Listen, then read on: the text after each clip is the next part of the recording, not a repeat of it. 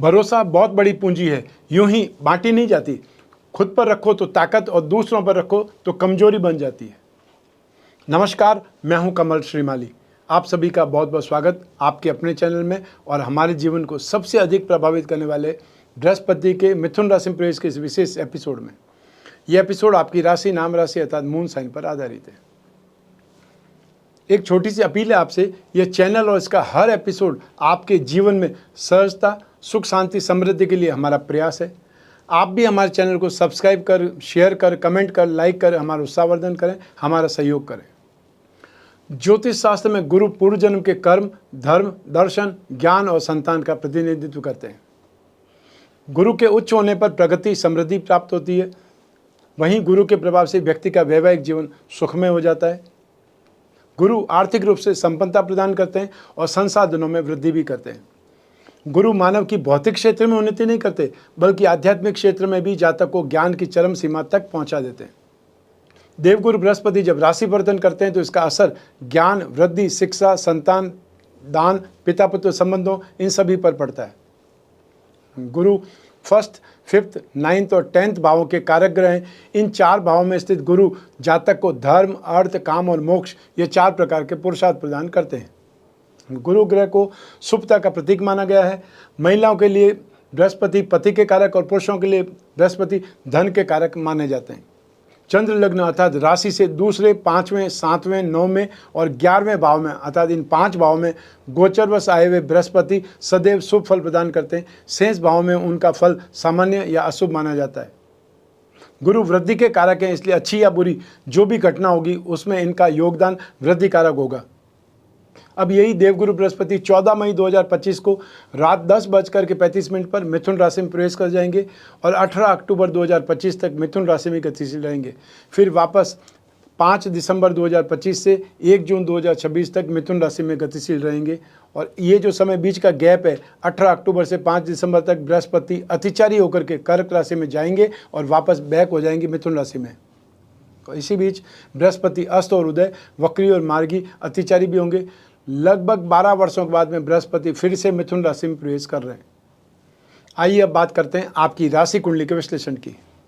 गुरु आपकी वृश्चिक राशि से धन, संपत्ति भाव और शिक्षा और संतान भाव तथा 2nd हाउस और 5th हाउस के स्वामी हैं और राशि से अष्टम मारक भाव में गोचरवश प्रवेश कर रहे हैं। गुरु के इस राशि परिवर्तन से नाश भाव 12th हाउस, धन संपत्ति भाव 2nd हाउस और सुख भाव 4th हाउस पर बृहस्पति दृष्टिपात करके इन भावों के फल को प्रभावित करेंगे। इस एपिसोड में हम आपकी वृश्चिक राशि पर बृहस्पति के गोचर का परिवर्तन का क्या क्या प्रभाव पड़ेगा, इसके बारे में विश्लेषण करेंगे। साथ ही आपके कार्य, व्यवसाय, आर्थिक स्थिति, वैवाहिक जीवन, घर परिवार, शिक्षा और स्वास्थ्य पक्ष के बारे में भी विश्लेषण करेंगे। बृहस्पति आपकी वृश्चिक राशि से अष्टम भाव में गोचरवश प्रवेश करेंगे। ऊपर से इनका गोचर मारक भाव में होने के कारण यह गोचर आपके लिए सावधानी भरा होने की संभावनाएं रहेगी।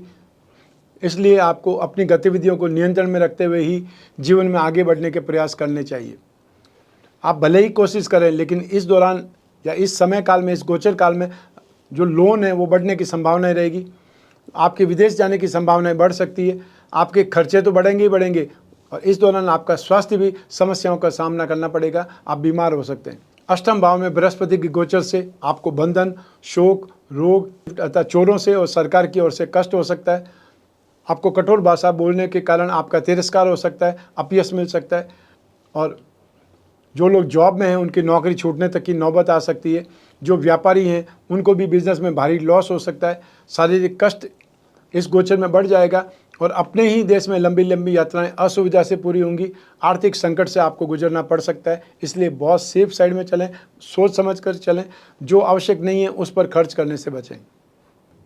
लेकिन कभी कभी बृहस्पति की दृष्टि 2nd हाउस पर होने के कारण अचानक से धन लाभ, अनएक्सपेक्टेड फाइनेंशियल गेन के योग बन सकते हैं। वाद विवाद और कोर्ट कचहरी के मामलों में आपको आर्थिक लाभ होने के योग बन सकते हैं। लेकिन 11 नवंबर 2025 से 11 मार्च 2026 तक जब बृहस्पति वक्री होंगे तब अनएक्सपेक्टेड फाइनेंशियल गेन होना संभव है। गुरु के अच्छे रिजल्ट्स भी आपको मिलेंगे। आपकी आर्थिक स्थिति सुधरेगी, साथ ही आउटसाइड सोर्सेज से सपोर्ट भी मिलेगा। लेकिन फालतू खर्चे बहुत हो सकते हैं, उस पर आपको लगाम लगानी पड़ेगी। आइए अब बात करें आपकी नौकरी, कार्य, व्यवसाय की। ऑफिस में कलीग्स या जूनियर से कोई लंबा विवाद हो सकता है। उनसे कई भी बातें आपकी नौकरी के लिए परेशानी का कारण बन सकती है। आपका इंटरेस्ट एस्ट्रोलॉजी, वास्तु, अज्ञात और धर्म के मामलों में बढ़ जाएगा। आप पठन पाठन के कार्यों में अच्छी सफलता प्राप्त कर सकते हैं। आपको अपनी वाणी के साथ ही साथ क्रोध पर भी कंट्रोल करना पड़ेगा, अन्यथा आपके कामकाज में नुकसान उठाना पड़ सकता है। व्यापार में कोई बड़ी समस्या का सामना करना पड़ सकता है, जिससे आप काफ़ी भावुक और परेशान हो सकते हैं।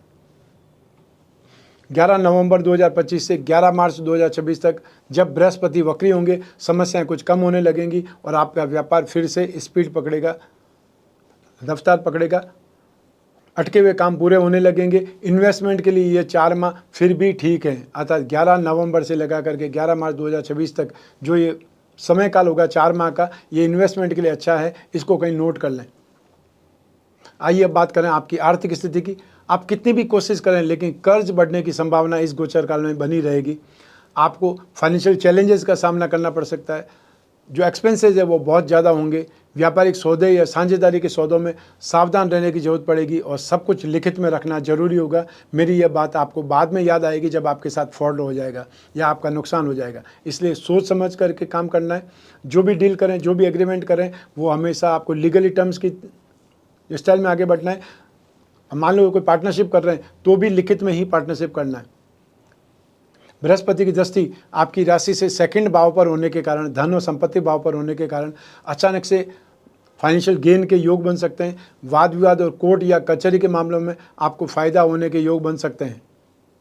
आपके 12वें घर पर अर्थात एक्सपेंसेस भाव पर बृहस्पति की दृष्टि के चलते एक्सपेंसेज वृद्धि होने की संभावना है, लेकिन निश्चिंत रहें, ये खर्चे अच्छे और शुभ कामों पर ही हो सकते हैं। इस दौरान आप अपने घर में कोई पूजा या समारोह आयोजित कर सकते हैं, या फिर कोई नया घर बनवा सकते हैं, या कोई नया वाहन खरीद सकते हैं, क्योंकि 4th हाउस सुख भाव पर बृहस्पति की अपनी नवम दृष्टि डाल रहे हैं। हालांकि दूसरे भाव पर बृहस्पति की दृष्टि होने से नकदी प्रवाह अर्थात फाइनेंशियल फ्लो या कैश फ्लो, बैंक बैलेंसेज में वृद्धि की संभावनाएं भी बनी रहेगी। लेकिन 11 नवंबर 2025 से 11 मार्च 2026 तक जब बृहस्पति वक्री होंगे, तब बुद्धि बल से, अच्छी प्लानिंग से ज़्यादा इनकम जनरेट कर पाएंगे। सभी रिसोर्सेज से गेन होगा, व्यापार में लाभ होगा और धन संपत्ति से संबंधित इच्छाएं पूरी होंगी। अनएक्सपेक्टेड फाइनेंशियल गेन के योग भी बनेंगे। आइए अब बात करें वैवाहिक जीवन की। आपको ससुराल से कुछ मदद मिल सकती है, लेकिन उनके साथ संबंध कुछ कटुतापूर्ण भी हो सकते हैं या संबंध खराब भी हो सकते हैं। इसलिए लेन देन में सावधानी रखें, और अगर ज़रूरी है उनसे पैसा लेना या कोई भी सपोर्ट लेना तो आप चेक के थ्रू लें या कोई बैंक से या कोई को लिखित पढ़ित करके लें, ताकि आप वापस दे पाएँ तो भी आपको मालूम रहेगा आपने वापस चुका दिया है। आपके जीवन साथी के साथ में संयुक्त संपत्ति में वृद्धि होगी। इस दौरान आपके जीवन साथी का व्यवहार आपके लिए बहुत इंपॉर्टेंट रहेगा, और आप में से वे लोग जो प्रेम प्रसंगों में, उन्हें 12 जून से लगा करके 5 जुलाई तक जब बृहस्पति अस्त होंगे, बहुत सेफ रहने की आवश्यकता है, अन्यथा आप पर गलत आरोप लगाया जा सकता है या आप कोई गंदी साजिश का शिकार बन सकते हैं। 11 नवंबर के बाद से अर्थात जब बृहस्पति वक्री होंगे, तब दाम्पत्य जीवन में कुछ अच्छा समय आएगा। आप और आपके पार्टनर के बीच में, जीवन साथी के बीच निकटता अनुभव करेंगे। जीवन में नयापन महसूस होगा, और जो लोग गर्भाधान की तैयारी कर रहे हैं उन जोड़ों को मेडिकल ट्रीटमेंट से शुभ समाचार मिलने की संभावनाएं बनेगी। अविवाहित लोगों का विवाह भी निश्चित हो सकता है, अतः डेट फाइनल हो सकती है। आइए अब बात करते हैं आपके घर परिवार की, फैमिली लाइफ की।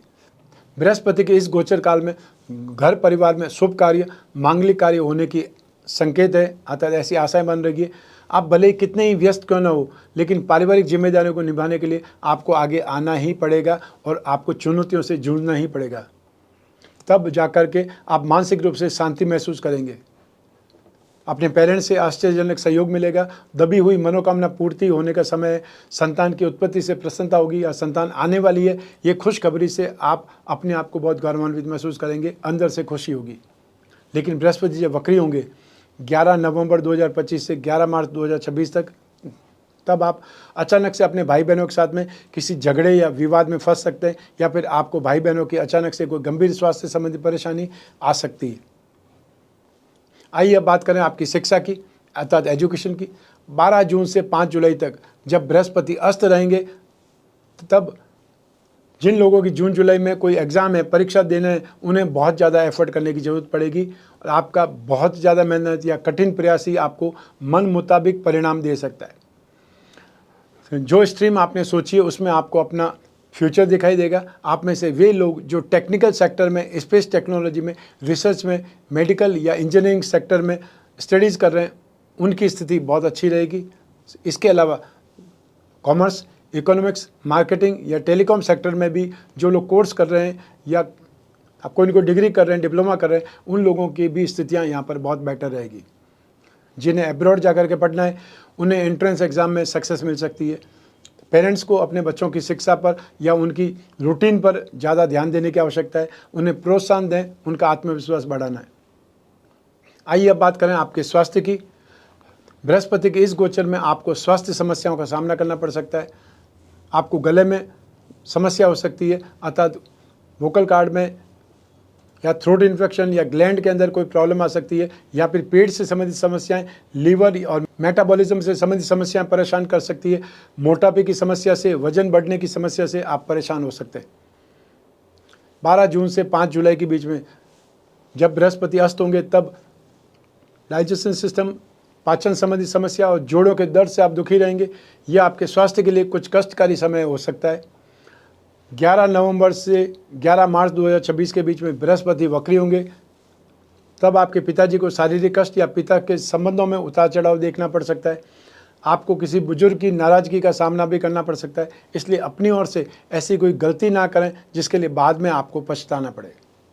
इसके साथ ही आपको शारीरिक समस्याएं भी घेर सकती है, इसलिए सावधानी रखें और ज़रूरत पड़ने पर डॉक्टर से सलाह अवश्य लें। खुद ही डॉक्टर बनने का प्रयास नहीं करें। आइए अब बात करें गुरु ग्रह की शांति के उपायों के बारे में। मधुमेह अर्थात डायबिटीज़ का सीधा संबंध कुंडली में गुरु से माना जाता है। बृहस्पति की पूजा आराधना पेट को प्रभावित करने वाली बीमारियों से राहत दिलवा सकती है। अगर आप गुरु के दुष्प्रभाव से पीड़ित हैं तो इन उपायों को अपनाना चाहिए। सबसे पहले 10 अवतार विष्णु कवच या लक्ष्मी नारायण कवच धारण करें। गुरु ग्रह का पिरामिड या नवग्रह दोष निवारक पिरामिड अपने शयन कक्ष में रखें। विष्णु प्रतिमा घर की पूजा में स्थापित करके नित्य उस पर अभिषेक करें और अभिषेक करते समय ओम नमो भगवते वासुदेवाय मंत्र का उच्चारण करते रहें।